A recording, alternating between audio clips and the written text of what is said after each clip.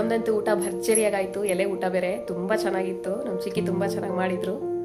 So ನಿನ್ನೆ ಹಬ್ಬ ಮುಗೀತು, ಇವತ್ತಿಲ್ಲಿ ಹಬ್ಬ ಸ್ಟಾರ್ಟ್ ಆಗಿದೆ. ಊಟ ಎಲ್ಲ ಮುಗೀತು. ಅವಾಗಲೇ ಹೇಳ್ದಂಗೆ ನಮ್ಮ ಮಾವನಾಗ ಪರಿಚಯ ಮಾಡಿಸ್ಕೊಡ್ತೀನಿ. ಬನ್ನಿ ಬನ್ನಿ ಮಾವ. ಇವರೇ ನಮ್ಮ ಮಾವ ಶೇಖರಪ್ಪ ಅಂತ. ಮಾವ ಹೇಗಾಯ್ತು ಹಬ್ಬ ಎಲ್ಲ? ಹಬ್ಬ ಎಲ್ಲ ಚೆನ್ನಾಗಾಯ್ತು. ಒಬ್ಬಟ್ಟು ತಿಂದ್ರಾ? ಒಬ್ಬಟ್ಟು ತಿಂದ್ವಿ. ಹೇಗಿತ್ತು? ಚೆನ್ನಾಗಿತ್ತು. ಏನೇನು ಊಟ ಮಾಡಿದ್ರಿ? ಒಬ್ಬಟ್ಟು, ಚಿತ್ರಾನ್ನ ಮತ್ತು ಎನ್ಸ್ಕೊಳಕ್ಕೆ ಆಗಲ್ಲ ಅಷ್ಟೊಂದಿತ್ತು, ತುಂಬಾನೇ ಇತ್ತು. ಎಲ್ಲ ಬೇಕಾದಷ್ಟು ವೆರೈಟೀಸ್, ಬೇರೆ ಬೇರೆ ಊಟ ಎಲ್ಲ ಇತ್ತು. ಚೆನ್ನಾಗಿತ್ತು. ಚೆನ್ನಾಗಿತ್ತಾ? ನನ್ನ ಫ್ರೆಂಡ್ಸ್ಗೆ ಕೆಲವೊಂದು ಪ್ರಶ್ನೆಗಳಿದೆ, ಅದು ನಿಮ್ಮಿಂದ ಗೊತ್ತಾಗಬೇಕು. ಹರ್ಬಲ್ ಲೈಫ್ ನೀವು ಯಾವಾಗ ತಗೊಂಡ್ರಿ? ನಾವು 2013, 14, 15. ಹೇಗಿತ್ತು ಅವಾಗ? ಹೇಗಿತ್ತು ಎಲ್ಲ? ಆವಾಗ ಬರೀ ನಾವು ಶೇಕು ಫ್ರೆಶ್ ಮಾತ್ರ ತಗೋತಾ ಇದ್ವಿ. ಅವಾಗೆಲ್ಲ ಅಡಿಷನಲ್ ಯಾವುದೂ ಇರಲಿಲ್ಲ, ಕಮ್ಮಿ ಅವಾಗೆಲ್ಲ. ಅಂದ್ರೆ ಯಾವ ತರ ಸಪ್ಲಿಮೆಂಟ್ಸ್ ಈ ತರ ಇದಾವಲ್ಲ ಆ ತರ ಸಪ್ಲಿಮೆಂಟ್ ಇವಾಗಿನ ಥರ ಸಪ್ಲಿಮೆಂಟ್ಸ್ ಅವಾಗ ಇರಲಿಲ್ಲ. ಓಕೆ. ಅವತ್ತಿನ ಬರೀ ಅಫ್ರೆಶು, ಶೇಕಲ್ಲಿ ಮ್ಯಾಂಗೋ, ಬೇರೆ ಬೇರೆ ವೆರೈಟೀಸ್ ಇತ್ತು. ಆದರೆ ನಾವೆಲ್ಲ ಹಾಲಿಗೆ ಮಿಕ್ಸ್ ಮಾಡ್ತಾಯಿದ್ವಿ, ಇಲ್ಲಾಂದರೆ ಮ್ಯಾಂಗೋ ಜ್ಯೂಸ್ ಮಿಕ್ಸ್ ಮಾಡ್ತಾಯಿದ್ವಿ. ಈ ಥರ ಮಾಡಿ ಅದನ್ನು ನಾವು ಬರೀ ನಾವು ಶೇಕ್ನಲ್ಲೇ 2-3 ವರ್ಷ ನಾವು ಸಮಯ ಕಳೆದಿರೋದು. ಶೇಕ್ ತಗೊಳ್ಳೋ ಟೈಮಲ್ಲಿ ನೀವು ಯಾವ ಥರ ಇದ್ರಿ? ನಿಮ್ಮ ಹೆಲ್ತ್ ಎಲ್ಲ ಹೇಗಿತ್ತು? ಚೆನ್ನಾಗಿತ್ತು. ಆ ಸಮಯದಲ್ಲಿ ಜನಸಾಮಾನ್ಯರಿಗೆ ಇದು ಕಾಸ್ಟ್ಲಿ ಅನ್ನಿಸ್ತಾ ಇತ್ತು. ಅದರಿಂದ ಅವರು ಹೆಚ್ಚು ಜನರಿಗೆ ಒತ್ತಾಯ ಮಾಡಿದ್ವಿ. ಅವಾಗ ನಮ್ಮ ಮನೇಲಿ ಕೂಡ ನಮ್ಮ ಮಗ ರವಿ ಕೂಡ ಹೇಳಿದೆ, ಅವರು ಇಷ್ಟಪಡಲಿಲ್ಲ. ಅದೇ ರೀತಿ ನಮ್ಮ ಮನೇಲಿ ಕೂಡ ಅವಾಗ ತಗೊಂಡ್ರು, ಒಂದು ವರ್ಷ ತಗೊಂಡ್ರು. ಚೆನ್ನಾಗಿತ್ತು. ಅವಾಗೆಲ್ಲ ನಾವೇ ಟೋಂಡ್ ಮಿಲ್ಕ್, ಗುಡ್ ಲೈಫ್ ಮಿಲ್ಕನ್ನು ಮಿಕ್ಸ್ ಮಾಡಿ ನಾವು ಅದರಲ್ಲಿ ಮಿಕ್ಸಿ ಹಾಕಿಬಿಟ್ಟು ಮಾಡ್ತಾಯಿದ್ವಿ.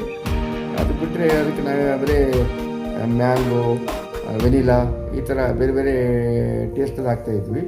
ಎಂಥಕ್ಕಿಂತ ತಗೋಬೇಕು ಅಂತ ಏನಿರಲಿಲ್ಲ ಅವಾಗ. ಒಟ್ಟಿಗೆ ಶೇಕ್ ಕುಡಿಬೇಕಷ್ಟೇ. ಬೆಳಗ್ಗೆ ತಕ್ಷಣ ಫ್ರೆಶ್ ಕುಡಿಬೇಕು. ಒಂದು ಬೆಳಗಿನ ತಿಂಡಿನ ಜಂಪ್ ಮಾಡಬೇಕಷ್ಟೇ. ಯಾವ ಥರ ಎನರ್ಜಿಯಿಂದ ಇರ್ತಿದ್ರಾ ನೀವು ಅವಾಗ? ಎನರ್ಜಿ ಅವಾಗೆಲ್ಲ ಒಳ್ಳೆ ಎನರ್ಜಿ ಇತ್ತು. ಓಕೆ, ಮತ್ತೆ ಯಾಕೆ ಬಿಟ್ರಿ ಅದನ್ನ? ಅವಾಗೆಲ್ಲ ಜನಕ್ಕೆಲ್ಲ ನಾವು ರಿಟೈರ್ಡ್ ಆಗೋವರೆಗೂ ತಗೊಂಡ್ವಿ. ರಿಟೈರ್ಡ್ ಆದಮೇಲೆ ನಿಲ್ಲಿಸ್ಬಿಟ್ವಿ. ಯಾಕಂದರೆ ಕಾಸ್ಟ್ಲಿ ಆಯಿತು. ಆಮೇಲೆ ಜೊತೆಗೆ ಹರಿಗಾಳು ಜನಕ್ಕೆಲ್ಲ ನಾವು ಒಪ್ಸೋದು ಜನ ಕಮ್ಮಿ ಆದರು. ಯಾರು ತಗೊಳ್ತಾ ಇಲ್ಲ, ಅದನ್ನ ಬಿಟ್ಟು. ಅಂದರೆ ನೀವು ಹೇಳೋ ಪ್ರಕಾರ ಆಗಿನ ಸಂದರ್ಭದಲ್ಲಿ ಯಾರು ನಂಬೋ ಪರಿಸ್ಥಿತಿಯಲ್ಲಿ ಇರಲಿಲ್ಲ, ಒಪ್ಪಿಗೆ ಆಗಲಿಲ್ಲ ಜನಕ್ಕೆಲ್ಲ. ಸುಮಾರು ಜನ ಅವಾಗೆಲ್ಲ ಟಿ ವಿಲಿ ಬರ್ತಾಯಿತ್ತು, ಪೇಪರ್ಲಿ ಬರ್ತಾಯಿತ್ತು, ಹರ್ಬಲ್ ಲೈಫು ಆರೋಗ್ಯ ಸರಿ ಇಲ್ಲ ಅಂತೇಳಿ. ಆದರೂ ನಾವೆಲ್ಲ ಆಡೋದಕ್ಕೆ ಹೇಳಿದ್ವಿ, ಇದು ಒಳ್ಳೆಯದು, ನಿಮ್ಮ ಆರೋಗ್ಯ ಒಳ್ಳೆಯದು, ಇದು ಬಂದು ಔಷಧಿ ಅಲ್ಲ, ಇದು ಯಾವುದೇ ಕಾರಣದಲ್ಲೂ ಇದು ಆರೋಗ್ಯಕ್ಕೆ ಹಾನಿ ಮಾಡಲ್ಲ, ಇದು ನ್ಯೂಟ್ರಿಷನ್ ಫುಡ್, ಇದು ತಗೋಬೇಕು. ಒಂದು ಟೈಮ್ ಊಟ ನೀವು ನಿಲ್ಲಿಸ್ಬಿಟ್ಟು ತಗೊಂಡ್ರೆ ನಿಮ್ಗೆ ಅನುಕೂಲ ಆಗುತ್ತೆ, ಸ್ಟ್ರೆಂತ್ ಬರುತ್ತೆ ಅಂತ ಹೇಳ್ತಿದ್ವಿ. ನೋಡಿ ಫ್ರೆಂಡ್ಸ್, ಇವಾಗೂ ಕೂಡ ಹೇಳ್ತೀನಿ, ಅವಾಗಿಂದನೂ ಅಷ್ಟೇ, ಹರ್ಬಲ್ ಲೈಫ್ ಅನ್ನೋದು ಮೆಡಿಸನ್ ಅಲ್ಲ. ಇದು ಬರೀ ನಾವು ಬ್ರೇಕ್ಫಾಸ್ಟ್ನ ಸ್ಕಿಪ್ ಮಾಡಿ ತಗೊಳ್ಳೋ ಅಂತ ಒಂದು ಫುಡ್ ಆಗಿರುತ್ತೆ. ಮಾವ, ಯಾವ ವರ್ಷದಲ್ಲಿ ಹರ್ಬಲ್ ಲೈಫ್ನ ಬಿಟ್ರಿ ನೀವು? 2015 ಬಿಟ್ಟಿನಿ. ನೋಡಿ, 2015 ಅಂದರೆ ಇವಾಗ 2025, ಆಲ್ಮೋಸ್ಟ್ 10 ವರ್ಷ ಆಯಿತು. 10 ವರ್ಷದಲ್ಲಿ ನಿಮ್ಗೆ ಏನಾದರೂ ಎಫೆಕ್ಟ್, ಸೈಡ್ ಎಫೆಕ್ಟು ಅಂತ ಏನಾದರೂ ಆಯಿತಾ? ಯಾಕೆ ಹೇಳ್ತಾ ಇದ್ದೀನಿ ಅಂದರೆ, ಇವಾಗ ನಾವು ಯಾರೇ ಹೇಳಿದ್ರು, ನಮ್ಮ ಫ್ರೆಂಡ್ಸ್ ಆಗಲಿ, ಫ್ರೆಂಡ್ ಸರ್ಕಲ್ ಎಲ್ಲ ಯಾರನ್ನೇ ಕೇಳಿದ್ರು ಇವಾಗ ತೊಗೊತೀನಿ ಅಂತಾರೆ. ತೊಗೊಂಡು ಬಿಟ್ಟ ಮೇಲೆ ಸೈಡ್ ಎಫೆಕ್ಟು ಅದು ಇದು ತುಂಬಾ ಹೇಳ್ತಾ ಇದ್ದಾರೆ. ಸೊ ಇವಾಗ ನೋಡಿ, ಅವರು 10 ವರ್ಷ ಆಗಿದೆ ಬಿಟ್ಟು, ಹೇಗಿದ್ದಾರೆ, ಯಾವ ರೀತಿ ಎನರ್ಜೆಟಿಕ್ ಆಗಿದ್ದಾರೆ, ಅವ್ರ ಏಜ್ ಏನು, ಅವ್ರು ಯಾವ ರೀತಿ ಇದ್ದಾರೆ ಇವಾಗ ಅನ್ನೋದು ಅವ್ರ ಬಾಯಿಂದನೇ ಕೇಳೋಣ. ಇವಾಗ ನನಗೆ 75 ನೋಡಿ. ಆದರೆ ನಾವು ತಗೊಳ್ಳೋ ಆಹಾರದ ಮೇಲೆ ಇದರ ಹೊಂದಾಣಿಕೆ ಆಗುತ್ತೆ. ಯಾವುದೇ ಆಹಾರ ನಾವು ಸಿಕ್ಕಾಪಟ್ಟೆ ಸಿಕ್ಕದ್ದೆಲ್ಲ ತಿನ್ನಬಾರ್ದು. ನಮಗೆ ನೀರು ಚೆನ್ನಾಗಿ ಕುಡಿಬೇಕು. ನೀರು ಕುಡಿತೀರಾ? ನಾವು ದಿನಕ್ಕೆ ಕನಿಷ್ಠ 3 ಲೀಟ್ರಿಂದ 3 ಲೀಟರ್ ನೀರು ಕುಡಿತೀವಿ. ಏನಾಗುತ್ತೆ ಕಂಪಂದರೆ ಆರೋಗ್ಯದಲ್ಲಿ ಏನೂ ಏರ್ಪದಾಗಲ್ಲ. ಸಿಕ್ಕಿದ್ದೆಲ್ಲ ಮದುವೆ ಊಟ, ಬೇರೆ ಬೇರೆ ಊಟಕ್ಕೆ ಹೋದಾಗ ಅಲ್ಲಿ ಪೂರಿ ಅಂತೆ ಬೇರೆ ಬೇರೆದೆಲ್ಲ ತಿನ್ನಬಾರ್ದು. ತಿನ್ನೋ ಊಟದಲ್ಲಿ ನಮ್ಮ ಹುಷಾರಾಗಿದ್ದರೆ ಆರೋಗ್ಯ ಒಳ್ಳೆಯದು. ಹರ್ಬಲ್ ಲೈಫ್ಗಿಂತ ಹೆಚ್ಚಿಗೆ ಆಹಾರದಲ್ಲಿ ಅತಿ ಮುಖ್ಯವಾಗಿದ್ದು, ನಾವು ದಿನಕ್ಕೆ 2 ಸರಿ 3 ಸರಿ ಕಾಫಿ ಟೀ ಬಂದು ಅಭ್ಯಸ್ತರಣದಿಂದ ನಮ್ಮ ಇರೋ ಇದೆಲ್ಲ ಒಳಗಡೆ ಏನೇನು ಬೇಡವಾದೆಲ್ಲ ಇದಾಗುತ್ತೆ, ವೇಸ್ಟ್ ಎಲ್ಲ ಹೊರಟೋಗುತ್ತೆ.